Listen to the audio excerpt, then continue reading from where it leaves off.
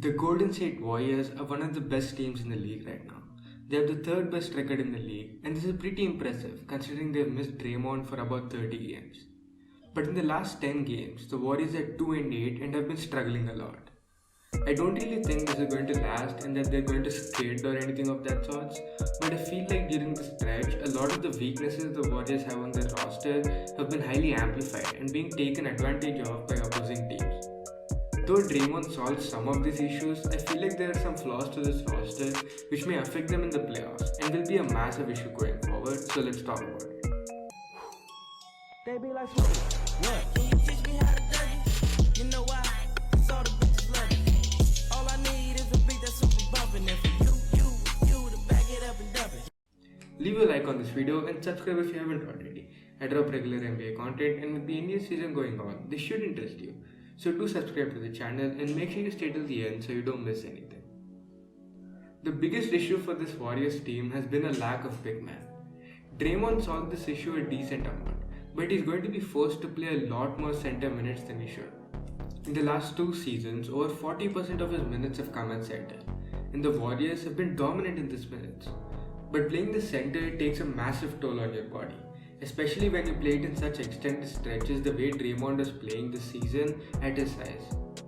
The way the Warriors rotation works right now, they have a very clear rotation spot left open for the return of James Wiseman, so he can seamlessly play in this team without an issue with the rotations.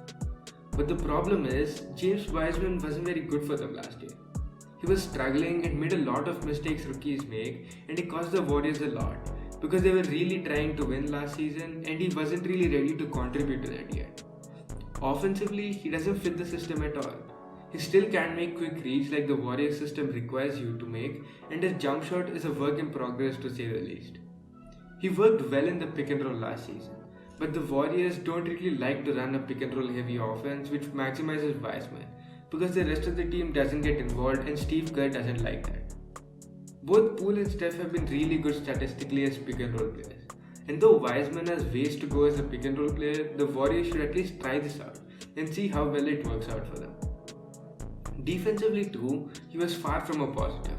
He was jumping on every pump fake, and he didn't really improve as the season progressed, and he remained a mediocre to below average defender at best. He showed a lot of flashes last season, and I'm still very high on him long term, but the way his playstyle is and the way the Warrior system works, it will take a lot for them to be able to integrate him well and have his development go well. Unlike Jonathan Kuminga, who fit in the system seamlessly because the Warriors just let him do whatever he wants to do in brief stretches of games, and that's when Kuminga is more effective. Sure, maybe you can say Wiseman probably progressed so far, but he's been rehabbing for most of the off-season and most of the season so far, and developing when you're in rehab is very unlikely. Kevon Looney is having one of his best defensive years in my opinion, but if they face up against a team like the Nuggets, which is a very possible first-round matchup, they'll face a lot of issues guarding Jokic in the post, especially with his improvements in the last 2 seasons. Even if the Lakers somehow manage to make the playoffs, even though I'm picking the Warriors to win that series, it won't be very easy for that matchup. DeAndre Ayton on the Suns has also been showing some incredible flashes of taking advantage in smaller defenders. Guys like Jaren Jackson Jr. and Karl Anthony Towns can spread the floor to the perimeter and create their own shot. All in all, the Western Conference big men are all incredible. And though I think Draymond will do an awesome job on almost most of them, except maybe like Jokic, this is a legitimate concern because we don't know how much load Draymond's back can take playing center at this point of his career, and that leaves a very big question mark for them. Another issue with the Warriors is how stubborn Steve Kerr is. It's almost like he doesn't know how to adjust it all. He has the same rotation timeline like this is 2K or some shit and has taken Steph out of the floor time and time again when he's hot. He's stubborn even with the system. Though Steph is getting a lot more responsibilities as a primary ball handler now, there was a point where Kerr was trying to make JTA play the Draymond Green role when he just wasn't very good at it. And this forced Steph to play off-ball a lot more, even though he should be playing on-ball a lot more without Draymond.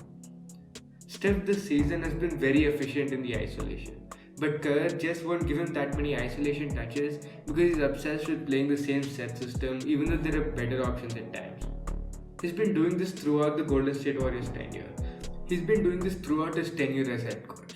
But the problem is, there were moments where Steph might have been breaking out of his massive slump, but Steve Kerr just didn't let him stay on the court longer. Kerr usually fixes these issues come playoff time, but there are a lot of guys on this team who are integral parts for their regular season so far who haven't really had much of playoff experience. They're struggling in lineups without Steph. And Wiggins and Jordan Poole have both been inconsistent lately, and Klay Thompson hasn't been at his best either. I don't really know how much I trust Wiggins and Poole in a playoff series. Teams are doubling Steph constantly and is being forced to pass the ball to other role players who've been settling a lot and not taking many good shots. I'm not really as worried about Steph because he's been an elite playmaker even with his shot making issues.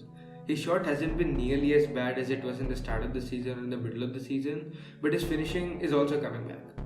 The rest of the roster though has me worried a decent bit. They haven't been bad this year in clutch per se, and even the stats in the clutch aren't bad.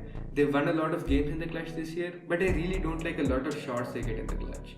Steve Kerr has a great system, but a lot of the plays he runs in the clutch are very questionable.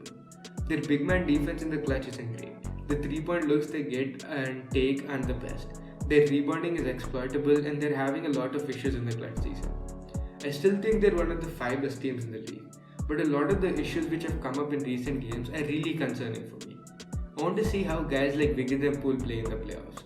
And all in all, there are some questions I have for this team and future which I'm curious about. Klay Thompson too has been struggling. I'm going to give him the benefit of the doubt because he is one of the greatest shooters of all time. But the whole point of Klay was that he would fit into a system seamlessly and be one of the most scalable guys on the roster. Something he has just not been. He's been taking way too many shots like mid-range fadeaways which he has no business taking, just so that he can get his shooting rhythm back. But at some point that becomes a negative for the team, and it has become a negative for this team. He has been a black hole at times and hasn't been moving nearly as much off ball. Something which might change with Draymond back, but that is to be seen. All in all, there is some stuff about this Warriors roster that need to be figured out before the playoffs start, and there might not be enough time. The Grizzlies have made up ground and leapfrogged them as the 2 seed, and they have an easier schedule, which means they have a higher possibility of making a distance between themselves and the Warriors, which might be an issue, because this means that you're likely facing Jokic and the Nuggets in the playoffs, and that isn't really a great matchup for them. I'm really curious to see how this final stretch of games goes for the Golden State Warriors. And with that, we've come to the end of the video. Be sure to leave a like and subscribe if you haven't already.